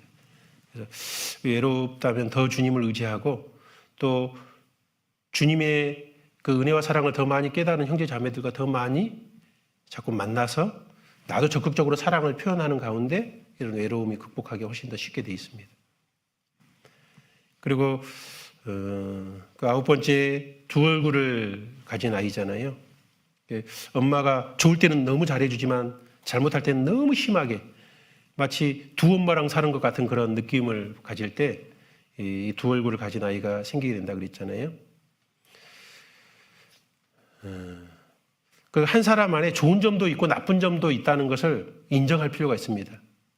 한 사건 안에도 장점도 있고 단점도 있다는 것을 받아들일 수 있어야지만 이거 깨어질 수 있어요. 여러분, 어떤 사람이 우리 형제자매들 의견을 이렇게 하면요, 그 의견은 항상 나빠요? 절대 그렇지 않아요. 여당 야당이 말하는 게 한쪽은 다 틀리고 한쪽은 다 맞아요? 아니에요. 다 그 방향에서 장점이 있고 단점이 있는 의견들이거든요. 근데 우리는 대부분 그 흑백 논리에 이렇게 사로잡혀 있습니다. 그래가지고 내가 옳으면 저 사람이 틀렸고 저 사람이 맞으면 내가 틀렸다는 그런 인식 속에 사로잡혀 있어가지고 이게 문제예요. 죄냐 죄가 아니냐는 문제는 성경의 흑백 논리가 아주 명확하게 되어 있습니다. 그러나 그 외의 문제들은 뭐예요? 흑백 논리가 전혀 아니에요. 근데 그래서 그분만의 인생의 해답이 있고 내 삶의 인생의 해답이 있는 것이지, 죄냐 죄가 아니냐 문제만 흑백 논리, 다른 건 아니잖아요. 나에게 맞느냐 저분에게 맞느냐 그런 문제도 훨씬 많거든요. 그래서 상대방에도 장점이 있고 단점이 있다는 걸 항상 생각을 하고, 내가 내 의견하고 틀리더라도 저게는 장점이 있다는 걸 자꾸 생각을 하는 게 필요하고, 각 사람은 무조건 나쁜 사람만 있어요? 그렇지 않아요. 구원받은 사람은 다 선한 마음이 있어요. 그러나 육신의 죄성이 있기 때문에 악한 것이 부딪히는 것 뿐이에요. 그러니까 기본적으로 선한 거에 전제해서 육신의 정욕 때문에 연약함이 있다라고 이렇게 생각을 해야 되는데, 내하고 자꾸 부딪히고 그러면요, 저 사람은 무조건 나쁜 사람이 돼요. 그러면 이런 틀에서 벗어나기에 힘이 들게 돼 있는 거죠. 그래서 상대방이 좀 섭섭하게 하더라도 관계를 싹둑 잘라버리면 안 되고 좀 참아주고 좀 기다려주는 그런 훈련이 좀 필요하게 됩니다. 그래서 이렇게 이제 이런 신앙 안에서 내 어린아이를 발견하고 또 말씀을 통해서 이런 것들을 이제 이 어린아이를 점점 성숙하게 만들어갈 때, 이 어린아이의 그 감정에서 벗어날 때요, 우리가 누리는 그런 은혜들이 굉장히 많습니다. 이 어린아이를 발견하는 것만으로도 이미 상당한 치유가 돼요, 실제로는. 그래서 억지로 변화시키는 노력 없이 그저 이해하는 것만으로도 어느 정도 변화가 일어난다. 참 감사한 일이죠. 그래서 어떤 변화들이 좀 일어나게 돼 있냐면, 첫 번째는 나를 의식하지 않게 됩니다. 아이처럼 해석할 필요가 없기 때문에 남의 시선으로부터 자유로워지는 거죠. 남의 시선에 덜 구애를 받습니다. 근데 이 어린아이가 있는 사람들은 남의 시선에 굉장히 붙잡혀 있는 거죠. 저 친구가 나를 어떻게 생각할까? 나를 비난하지는 않을까? 무시하지는 않을까? 내 말을 지루하게 여기지는 않을까? 끊임없이 남을 의식하면서 대화를 하던 것으로부터 좀 자유를 얻습니다. 왜냐하면 상대방의 평가로부터 좀 자유로워지고, 비난에 대해서도 그런 대한 두려움으로부터도 좀 자유로워지는 겁니다. 그래서 나를 의식하지 않는 그런 은혜를 누리게 되고, 두 번째는 몸도 가벼워지고 좀 건강에 유익이 된답니다. 내 자율신경을 긴장시키지 않아도 되고, 내가 자율신경이 막 긴장되면 어떻게, 항상 스트레스를 받으면 다양한 여러 가지 육체적인 병으로 그 스트레스가 작용을 합니다. 위염에 걸린다든지, 가슴에 통증이 있다든지, 장에 설사가 난다든지, 이런 것들이 스트레스성이 굉장히 많습니다. 특히 위는 스트레스와 가장 민감하거든요. 그래서 영국의 한 의사 헨리 모즐리는요, 눈물로 씻겨지지 않은 슬픔은 몸을 울게 만든다, 이렇게 말을 했어요.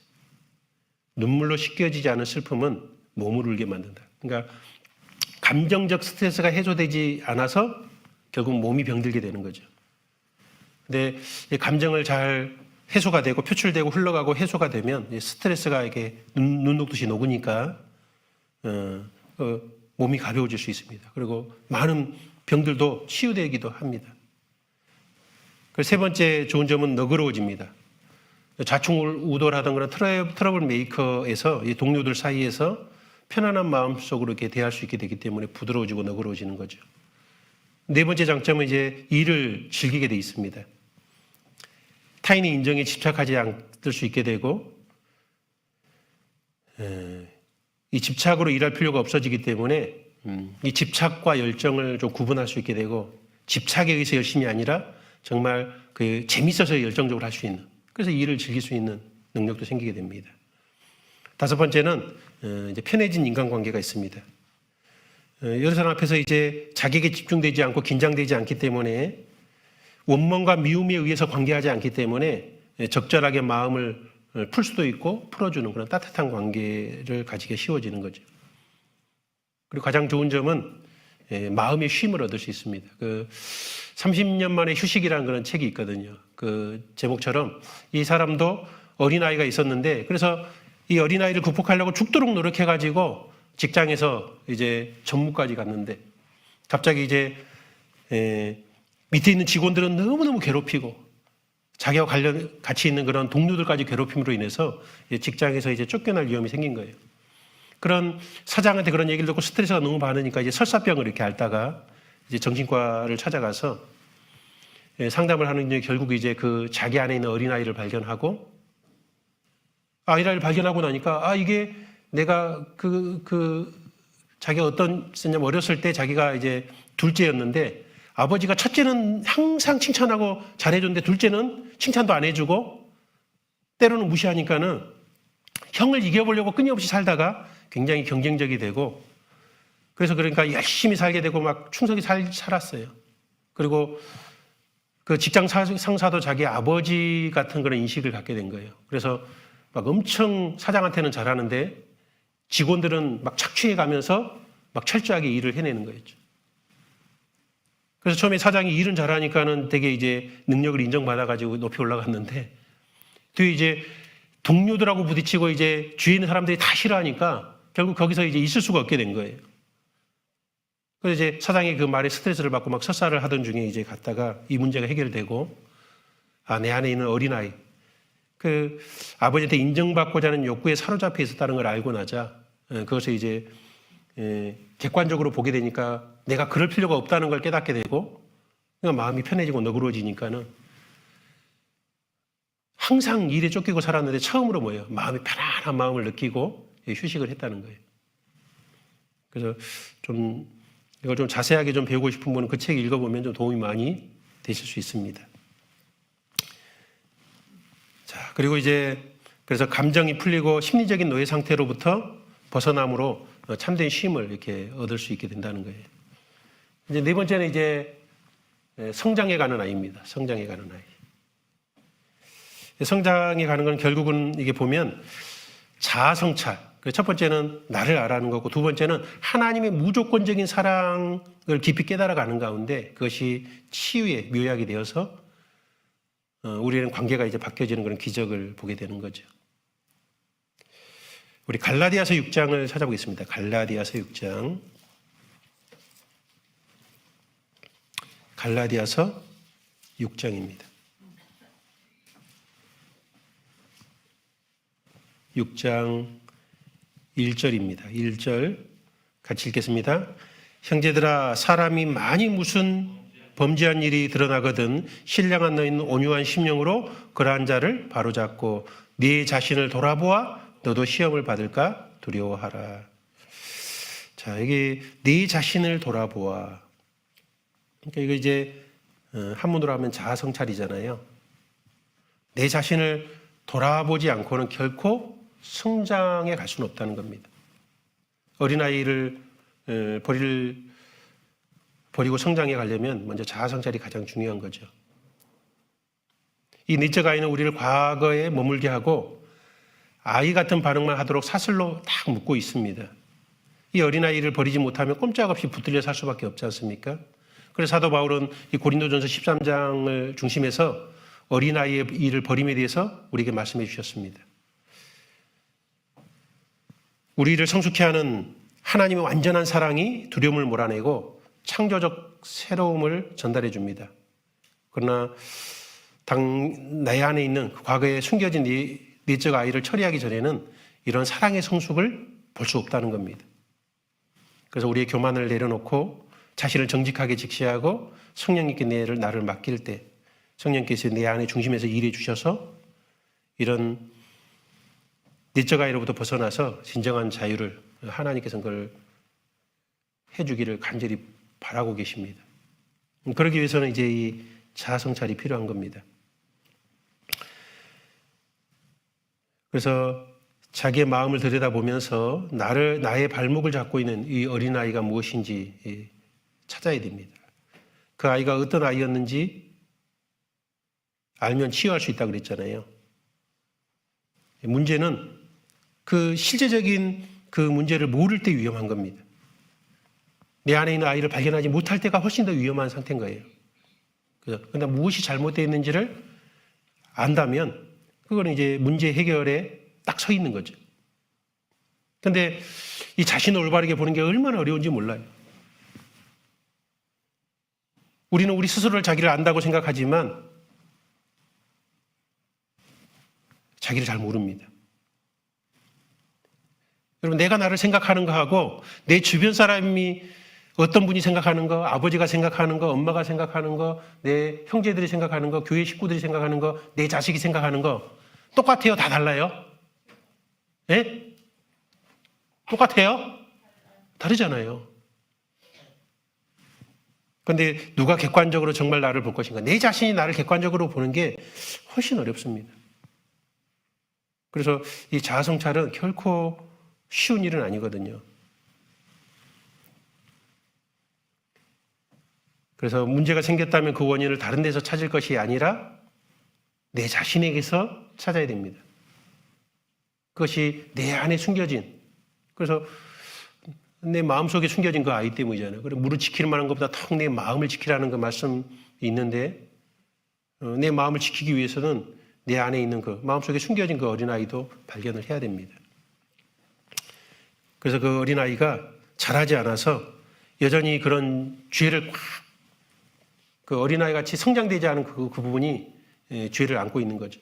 시기하는 아이, 질투하는 아이, 이기심 많은 아이, 교만한 아이, 남을 비판하는 아이, 남을 원망하는 아이, 분노하고 있는 아이, 불평하는 아이, 게으른 아이, 두려워 떨고 있는 아이, 그죠?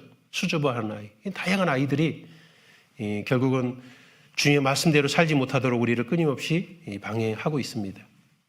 그래서 정말 지혜로운 사람은 주위 사람에 관심을 갖는 것보다는 내 자신을 확인하고 내 안에 있는 그런 문제들을, 그런 아이들을 깨어내는 거라고 생각이 듭니다. 그래서 디모데전서 4장 16절에는 네가 네 자신과 가르침을 삼가 이 일을 계속하라. 네 자신을 가르치는 걸 먼저 하라 그랬잖아요. 디모데후서 2장 15절에는 자신을 하나님 앞에 드리기를 힘쓰라 그랬습니다. 우리가 변하면 주의 형제자매들을 돕는 것은 훨씬 쉬운 문제가 되는 거죠. 그래서 자아성찰을 통해서 나의 연약함을 충분히 깨달아 가야 되고, 내가 연약한지를 얼마나 깊이 깨달아가는 만큼 하나님을 더욱 붙들고 의지하게 되는 겁니다. 그래서 내가 약함을 아는 것은 그것이 바로 성장의 가장 중요한 기회예요. 그렇죠? 내가 부족함을 깨달아야지만 성장할 수가 있습니다. 어떤 분하고 이렇게 교제하는데 목사님 일을 하니까 너무 힘들어요. 막 부딪히는 것도 많고 내 한계가 막 드러나요. 그래서 이걸 안 하고 싶어요. 이렇게 얘기를 하시더라고요. 그래서 형제님, 만약에 그런 나의 한계를 볼 수 없다면 나의 성장도 볼 수가 없는 겁니다. 그랬어요. 왜냐하면 내가 어떤 것에 부딪히는 가운데 나의 연약함을 발견하기 전에는 결코 그걸 깨어 부술 수가 없기 때문에 성장도 없습니다. 그러니까 우리가 어떤 것을 하는데 부딪히는 가운데 내 한계, 내 연약함을 계속 체험하고 발견하는 만큼 우리는 그걸 깰 수 있는 방법도 주님께 구하게 되고 성장도 되는 거예요. 그래서 고난도 주시는 거거든요. 그래서 아픈 만큼 성장한다 그렇잖아요. 그래서 사도 바울은 분명히 그걸 알게 됐죠. 그래서 고린도후서 12장 9절에는 내게 이르시기를 내 은혜가 내게 족하도다. 내 능력이 약한 데서 온전하여짐이라. 내가 약할 그때 곧 주님을 의지함으로 말미암아 강하게 되는 겁니다. 그래서 우리가 내 안에 이런 연약한 어린아이들을 발견해 간다는 것은 나의 연약함을 더 발견해 가는 거잖아요. 그것을 두려워할 필요가 없습니다. 그 연약함을 알게 되면 주님께 더 의지할 수 있는 부분들도 많이 생기니까요. 그러면은 내 연약함을 발견하는 만큼 우리는 주님을 의지하게 되잖아요.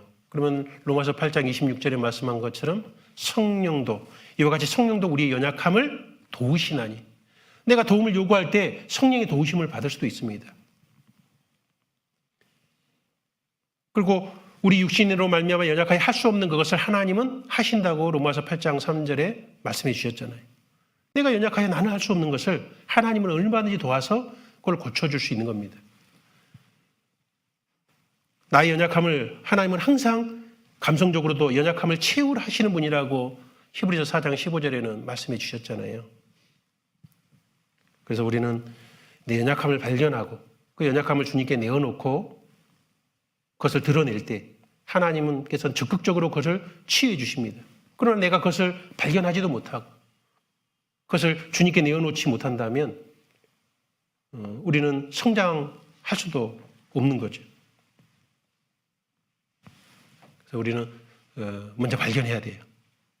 내 안의 연약함을 알아야 됩니다.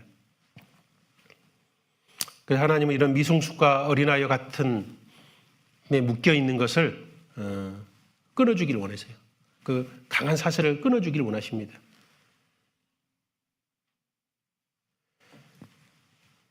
우리는 불완전하기 때문에 사랑도 불완전하게 하죠. 그래 완전하신 하나님의 사랑을 만났습니다. 그래서 우리도 이 조건 없는 완전한 사랑을 경험한 사람이기 때문에 성숙할 수 있게 되어 있습니다. 예, 나를 부족하다고 탓하는 것에서 이제 넘어서서 내 전체를 받아주신 주님의 그 무조건적인 사랑을 힘입어서 우리가 이제 하나하나 성장해 가면 될 거라고 생각이 됩니다.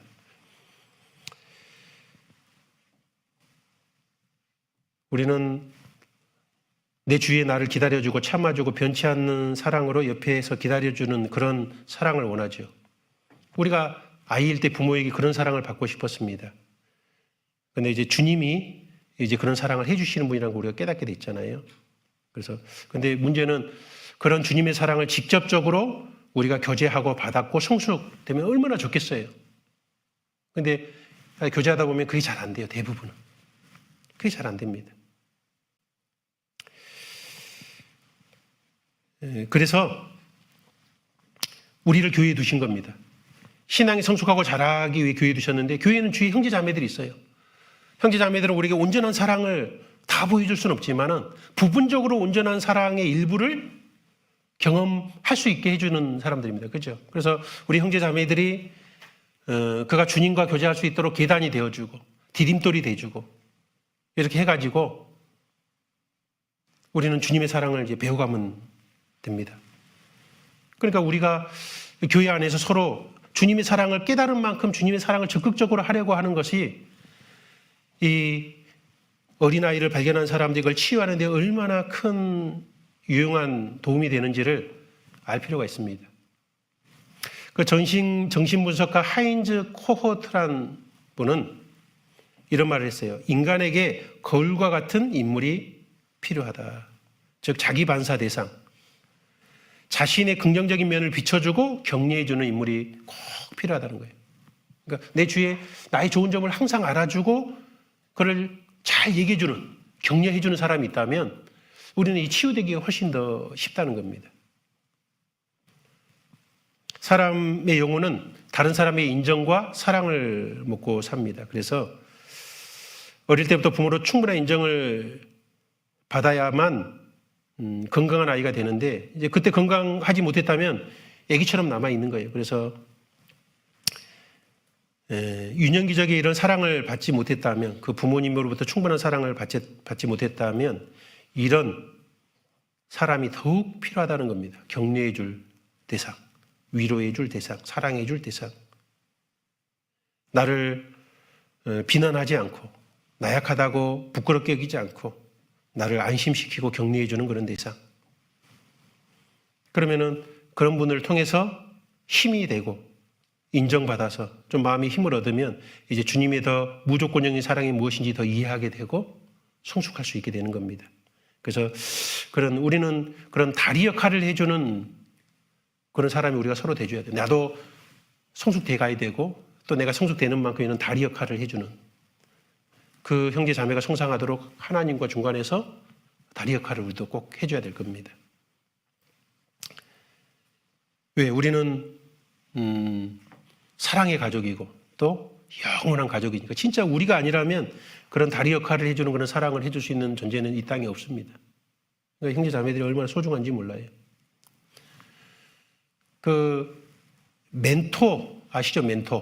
멘토는 그리스의 그 트로이 전쟁 때 그 왕 오디세우스가 이게 이제 출전하는데 그 전쟁을 한번 가면요, 보통 고대 전쟁은 장기전입니다. 뭐 한번 가면 짧게는 뭐 몇 달이지만 보통 뭐 몇 년 정도 걸려요. 이때도 약 10년 정도 이 트로이 전쟁을 하고 돌아오는데 약 10년 정도 걸렸대요. 근데 자기 아들은 이제 아주 어린데 이 아이를 아버지처럼 내가 없는 그 빈자리를 채워줄 사람을 꼭 필요로 했는데, 그래서 이 오디세우스 왕이 그 왕자의 를 돌볼 사람으로서 한 사람을 이렇게 딱 세워놓고 갔습니다. 그 사람 이름이 뭔지 아세요? 멘토예요, 멘토. 그 사람 이름이 멘토인데, 그래서 그 멘토는 그 오디세우스의 아들에게 때로는 친구가 되어주고, 때로는 상담자가 되어주고, 때로는 아버지가 되어줌으로써 그 인생의 안내자가 돼주고, 그 아이의 혼자만의 비밀을 얼마든지 털어놓고 그것을 잘 얘기해주고 그걸 해결해 줄 수 있는 존재, 그런 존재로서 역할을 잘 해줬다 그럽니다. 그래서 그 사람 멘토라는 사람이 멘토의 역할이 무엇인지를 우리에게 잘 보여주잖아요. 그래서 우리가 형제 자매들의 서로가 멘토가 돼주면 얼마나 좋을까. 그 미국 정신과의 스트레스 센터에서 가르치는 기도문이 있대요. 이런 기도문을 가르치는데, 주여 제가 바꿀 수 있는 일을 바꿀 수 있도록 힘을 주세요. 그러나 제가 바꿀 수 없는 일은 그것을 받아들일 수 있는 인내심을 주세요. 그리고 제가 바꿀 수 없는 것과 바꿀 수 있는 것을 구별할 줄 아는 지혜를 주세요. 굉장히 중요한 내용인 것 같아요. 바꿀 수 있는 일을 바꿀 수 있는 힘도 주셔야 되고, 바꿀 수 있는 것과 바꿀 수 없는 것을 구별할 줄도 알아야 되고, 그리고 내가 바꿀 수 없는 일이라면 내가 받아들이고 그걸 좀 인내할 줄 아는 힘도 우리는 얻어야 될 겁니다. 근데 교제하다 보면은 정신적 어려움을 겪는 많은 분들 중에서 내가 바꿀 수 없는 것에 대해서 막 바꿀 수 있을 것처럼 매달려 있어요. 그러니까 더 고통스러워요. 이건 내가 바꿀 수 없는 일은 주님께 맡기는 게 좀 필요하잖아요. 근데 내가 바꿀 수 있는 것은 또 전혀 노력하지 않아요. 힘을 쓰지 않아요. 그래서 바꿀 수 없는 것에 내 에너지와 힘을 다 매달아서 탈진돼 버리고, 지금 이런 어린아이를 발견하고 이 어린아이를 주님께 내 연약함을 드러내고 내놓는 것은 내가 할 수 있는 일이잖아요.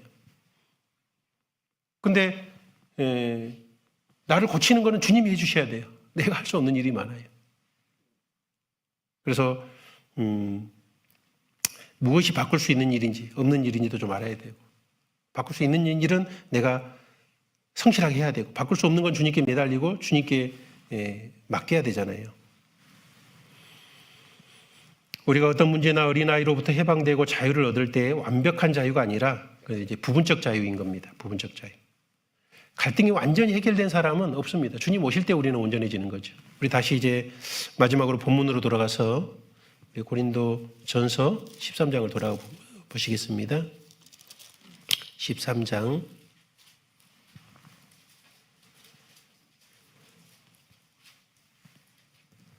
내가 어렸을 때는 말하는 것이 어린아이와 같고 깨닫는 것이 어린아이와 같고 생각하는 것이 어린아이와 같다가 장성한 사람이 되어서는 어린아이를 버렸노라. 이 모든 측면은 아닙니다. 그러나 계속 이렇게 돼가는 거죠. 왜냐? 12절에 보면 우리가 이제는 거울로 보는 것 같이 희미하나 그때는 얼굴과 얼굴을 대해 볼 것이요 이제는 내가 부분적으로 하나. 이 땅에 살아가는 가운데는 우리는 항상 부분적으로 압니다. 그때는 주께서 나를 아신 것 같이 내가 온전히 알리라. 10절에도 온전한 것이 올 때는 부분적으로 하던 것이 패하리라. 그래서 우리는 주님 만날 때 모든 측면에서 온전해질 겁니다. 그러나 이 땅에 살아가는 가운데 어린 아이와 같은 그런 측면들이 계속 있고 그것이 계속 장성해져 가고 부분적으로 더 성숙해 갈 필요가 있는 겁니다. 그러려면 이 부분적으로 성숙하지 못하는 인격의 한 측면들, 그걸 어린아이 같은 그런 내 측면들을 발견해 가고 그걸 주님께 내어놓고 이렇게 치유해 가는 게 필요할 거예요. 그래서 오늘은 이제 개괄적으로 이렇게 설명을 해드렸습니다. 그래서 다음번에는 이 어린아이 같은 것들을 어떻게 꺼내서 주님께 기도로 치유해 나가는 그런 방식들을 좀 또 개괄적인 측면에서 돌아보고 이제 세 번째부터는 이제 그 하나하나에 좀 더 깊이 있는 내용들, 또 신앙 말씀에서 꼭 깨달아야 될 중요한 그런 핵심적인 우리가 어린아이와 같이 생각할 수밖에 없었던 측면들을 또 좀 생각해보고 어떻게 그게 성숙해 갈 수 있는지를 좀 이제 개별적으로 좀 다뤄보려고 합니다. 그래서 어떤 분들에게는 아주 너무 중요하고 소중한 그런 내용들이 될 거라고 생각이 듭니다. 그래서 숙제가 뭐였죠? 네, 내 안에 아이를 이제 발견하고 최소한 한 명 이상씩은 다 발견해서 오셔야 돼요. 그래서 다음번 시간에는 이렇게 말씀 전에 물어본다 그러면 또 이제 안 올 것 같아요. 안 오실 것 같은데 어쨌든 좀 다는 안 물어볼 테니까 아마 이렇게 좀 그런 시간을 좀 왜냐면 우리가 좀 실제로 발견해야 돼요. 뭐 한 명 발견해도 좋고 5명 발견해도 10명 발견해도 좋은데 내 안에 좀 생각을 해보고 그리고 하나님께 이런 이 아이를 치료해 달라고 좀 기도까지 같이 하고 오신다면 정말 이것이 우리에게 유용한 그런 시간이 되지 않을까 생각이 듭니다. 우리 같이 기도하시겠습니다. 하나님 감사합니다. 이렇게 귀한 시간을 주시고 함께 말씀을 배울 수 있도록 은혜 베풀어 주심에 감사합니다. 또 주님의 말씀을 소중히 여기서 나온 우리 형제 자매들 하나님 한 분 한 분 은혜 베풀어 주시고 더욱 신앙이 성장할 수 있도록 주님께서 역사해 주시옵소서. 앞으로 배우는 모든 가운데 우리가 더욱더 성숙할 수 있도록 더 잘할 수 있도록 인도해 주시고 주기 수양에 주님께 더욱 역사해 주셔서 크신 하나님의 은혜와 구원의 역사가 나타날 수 있도록 인도해 주시옵소서. 모든 것 주님께 부탁드리며 예수님의 이름으로 기도드립니다. 아멘.